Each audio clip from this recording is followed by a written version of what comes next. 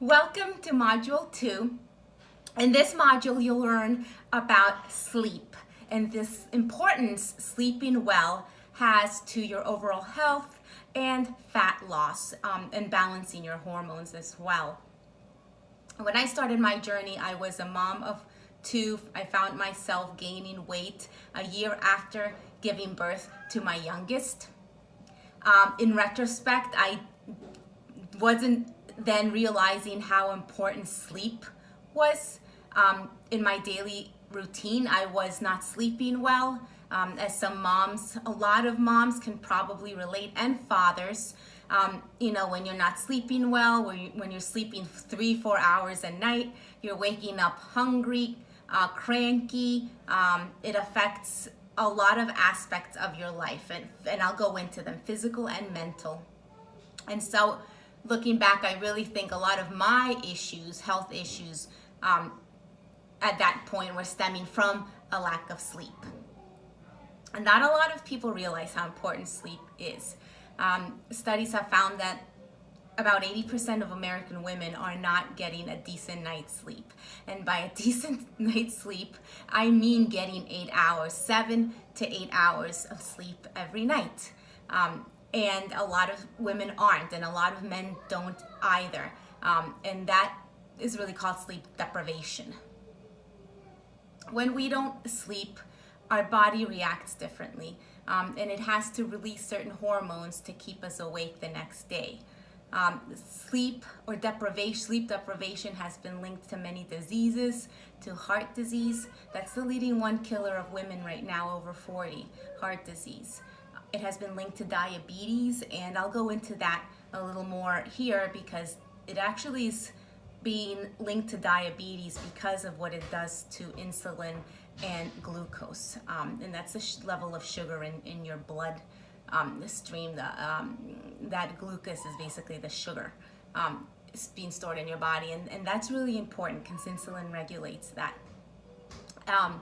And then you also, while you're sleeping, you're burning fat while you're asleep. So if you're not sleeping well, you're not burning fat very well.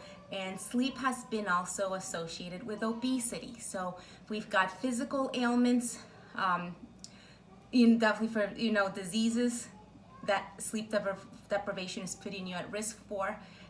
And I'll also add a very important component, mental health, has been sleep deprivation is also being linked to mental health illnesses like depression. If you aren't sleeping, you're more likely to be depressed. You're more likely to actually commit suicide. Suicide has been linked to sleep deprivation. And I'm sure some other, if you personally have experienced sleep deprivation like myself, my husband has when we had our youngest, and we were up a lot during the night and then having to go to work the next day, it really puts a burden in your body. And I think I could not disagree the fact that it also can affect your mental health. So make time to sleep. Unfortunately, though, the statistics of the 80% or more of women not sleeping well is a concerning one. And a lot of women, as we age, have actually started having difficulty sleeping.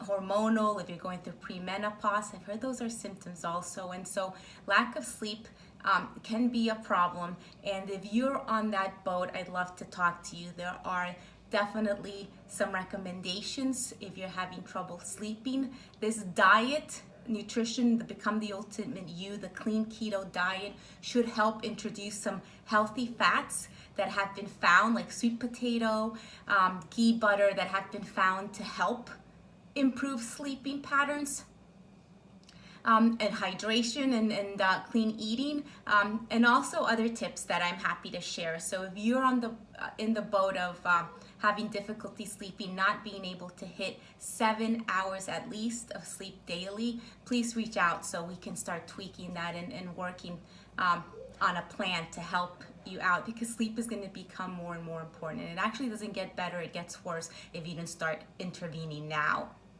and finding some solutions for it. So with that said, I was going again to a little bit more, I'll talk about being pre-diabetic, diabetes, type 2 specifically, and sleeping. So I was mentioning earlier in the beginning of this module that sleep deprivation has been linked to diabetes and also insulin intolerance. And basically insulin is a hormone that your body releases to keep your glucose at check. So when we eat, let's say you're eating a carbohydrate, it goes into your body, it's turned into glucose, which your body then uses as energy. When you have too much glucose floating around, then your body has to store it somewhere. And that's where the role of glucose, insulin comes in fat storage and then also losing that fat. That's where the role comes in and how they become important hormones for this. Because if you have too much glucose, then your body starts releasing, more insulin, and then, too much glucose in the blood for a certain long period of time can lead you to become insulin intolerant. And that's actually a symptom of pre-diabetes and eventually diabetes. So to put that in a little simpler term, in our society, we're eating a lot of sugar. And, kids' cereals have sugar, sometimes 10 grams of sugar. And we're, as adults, we're eating sugars. A lot of processed foods have sugar. And we don't put a check on the amount of sugar we're eating. We can already assume the average American has way too much sugar. We're actually hurting our bodies with that because our body's constantly releasing. The more we eat, we're releasing insulin, trying to regulate the sugar, and then all of a sudden it's like it goes away and not even insulin can help anymore. They're like, oh my gosh, your body's like, what's going on? And that tends to happen in your 40s, late 30s, 40s, or you're gonna start, terms pre-diabetic, your doctor may be starting to toss around that word if you're not controlling your diet. You don't have to be necessarily overweight, but overweight is a symptom of being pre-diabetic. You can have bad healthy habits, eating habits, and still, get diabetes. But obesity, being overweight, it's definitely one of them, a risk factor. And then, so that, we have to keep them when you're not sleeping well, your body is stressing.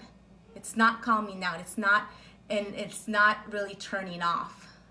And to keep awake the next day, it's releasing hunger hormones that are helping your body stay awake. It actually, your body signals your stomach to your brain. It's telling you, I'm still hungry, we need food, we need energy because we haven't slept very well, in simple terms. That's basically what's happening. Your body's not relaxing and you're really under stress. And so your brain starts thinking, I need to eat, and those are just cravings that are turning into cravings that are gonna work against you the next day. So I'll repeat that.